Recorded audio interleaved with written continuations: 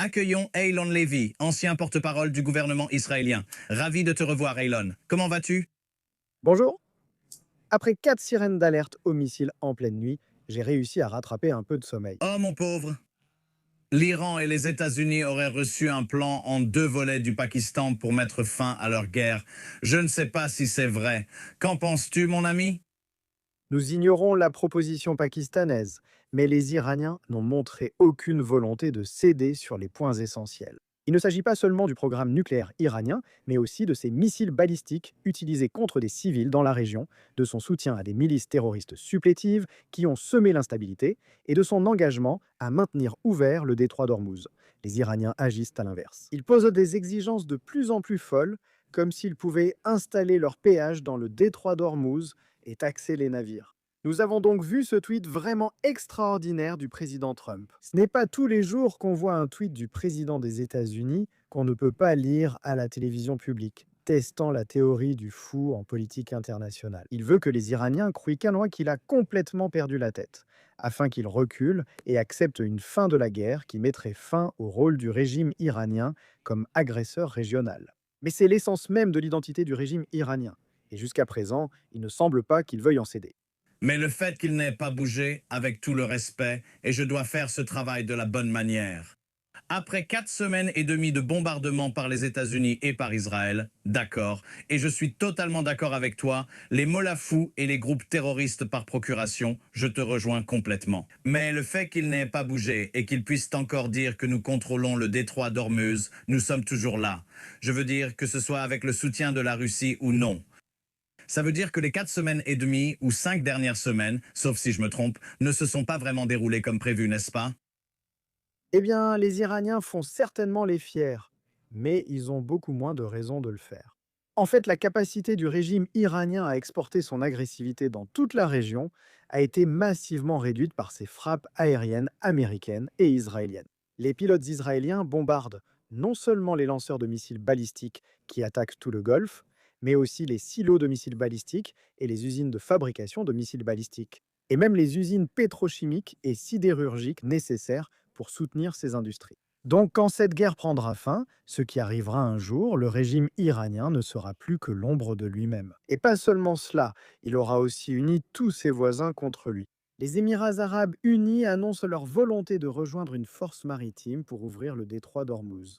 Un pays qui auparavant essayait de ménager la chèvre et le chou et d'apaiser les Iraniens appelle maintenant le monde à aider à constituer une force militaire pour contenir le régime iranien. Et c'est clairement un revers stratégique pour le régime iranien, qui n'a tout simplement plus la puissance de feu qu'il avait il y a un mois, parce qu'Israël et les États-Unis le bombardent depuis les airs. Non, non, je comprends. Je comprends. Et vous l'avez dit, alors très simplement, oui ou non, vous pensez que Trump et Israël finiront par gagner cette guerre? Oui? Le régime iranien l'a déjà perdu. Mais si vous lisez, c'est ce que j'essaye de vous dire, je veux dire certainement en Amérique, peut-être pas, enfin peut-être un peu au Royaume-Uni, parce qu'écoutez, on est indécis maintenant, n'est-ce pas? En Amérique, la popularité de Donald Trump a fortement chuté, mais a augmenté d'environ 5 points en 5 minutes après avoir dit « cessez le feu ». Je pense que ça ne l'intéresse pas malgré les élections de mi-mandat. Mais observons Trump et j'aimerais ton avis, Elon, j'ai beaucoup de respect pour toi. Il cherche une porte de sortie maintenant, n'est-ce pas? Le président Trump veut une porte de sortie pour mettre fin à la guerre, mais il ne cherche pas à sortir immédiatement. Il sait que l'Amérique a l'avantage. Le régime iranien n'a pas de marine. Elle est au fond de la mer, il n'a pas de force aérienne. Son arsenal de missiles balistiques a été massivement réduit, ses forces supplétives sont coupées du régime. Le régime iranien a été écrasé militairement. Il reste néanmoins une menace. Il attaque toujours des civils dans la région et tire encore sporadiquement sur le détroit d'Ormuz. Ce n'est pas fini, mais le régime iranien n'est plus le monstre qu'il était il y a seulement un mois. Et quand cela prendra fin, il sera bien moins capable de semer la terreur et l'agression dans toute la région. La question est d'amener le régime iranien à accepter cette défaite. C'est pourquoi le président Trump semble dire que cela prendra encore quelques semaines. Selon votre expérience d'ancien porte-parole du gouvernement israélien, il y aura probablement beaucoup de propagande. Je vais lire la publication sur Truth Social, même si vous avez dit que je ne pouvais pas. Il a essentiellement dit sur Truth Social que mardi serait à la fois le jour des centrales électriques et le jour des ponts, le tout en une seule journée. Ouvre ce détroit, espèce de fou, ou tu vivras en enfer. Regarde seulement, louange à Allah. En fait, je pense qu'un vieux général de l'armée britannique, Sir Simon Mail, l'a parfaitement résumé ce matin. Et je le pense vraiment. J'ai été critique envers certaines choses que Trump propose. Mais ce que Simon Mail a dit, c'est qu'il ne faut jamais sous-estimer le fait que, dans les moments où il lance des idées et que tout le monde s'exclame « Oh mon Dieu, il y a aussi du génie là-dedans », c'est souvent suivi de quelque chose qui fait dresser l'oreille à tout le monde. Nous voulons donc un cessez-le-feu. J'ai dit cela en tout soutien quand c'est arrivé. Tous ceux qui disent non, ce n'est pas juste pour l'Iran. Allez parler aux parents des victimes de l'attentat de Manchester, dont la vie a été fauchée par Daesh, par toutes ces organisations financées par ces mollahs fous. Je comprends. Comme beaucoup, je me demande, y a-t-il une issue? Quand cela arrivera-t-il? Mais selon toi, Elon, cela progresse, n'est-ce pas? Chaque jour qui passe, le régime iranien devient de plus en plus faible parce que ses moyens militaires sont bombardés depuis le ciel. Le fait que les États-Unis n'aient perdu qu'un seul avion et qu'il y ait eu une opération incroyable pour sauver le pilote montre simplement le niveau de supériorité aérienne qu'Israël et les États-Unis ont réussi à établir dans le ciel iranien.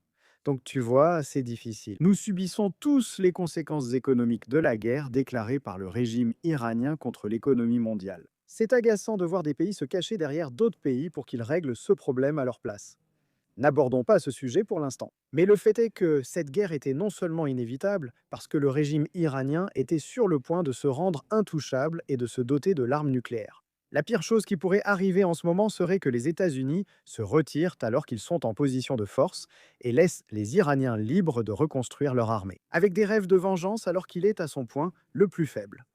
Sa capacité à projeter sa puissance non seulement au Moyen-Orient, mais aussi dans le monde, a été fortement réduite. Mon ami, c'est formidable de t'avoir avec nous. J'apprécie vraiment ta présence. Toujours un plaisir d'entendre ton point de vue. Elon Levy, ancien porte-parole du gouvernement israélien. Bon lundi.